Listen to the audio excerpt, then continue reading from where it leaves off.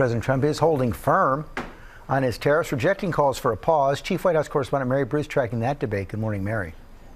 Good morning, George. Well, with his sweeping so-called reciprocal tariffs set to take effect at midnight tonight, the president is not backing down, but his administration is sending some mixed messages about this trade war. The president speaking of these tariffs as permanent policy while also opening the door to bargaining.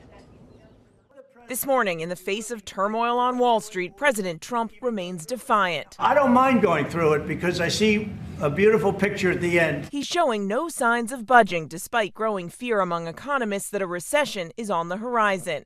Top investors, even Trump supporters, now urging him to hit the brakes. I asked the president, would you be open to a pause in tariffs to allow for negotiations?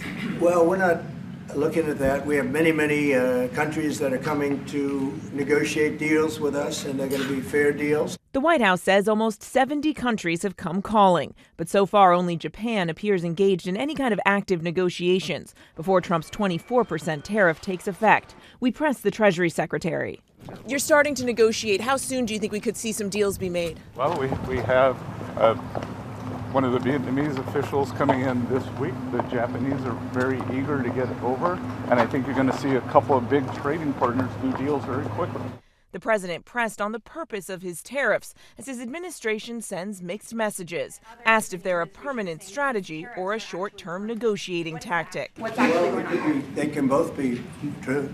There can be permanent tariffs, and there can also be negotiations, because there are things that we need beyond tariffs. The president appearing alongside Israeli Prime Minister Benjamin Netanyahu, whose own country is being slapped with a 17% tariff despite being America's closest ally in the Middle East. Netanyahu seeming to give Trump what he wants, promising to lower Israel's tariff rate on the U.S. to zero.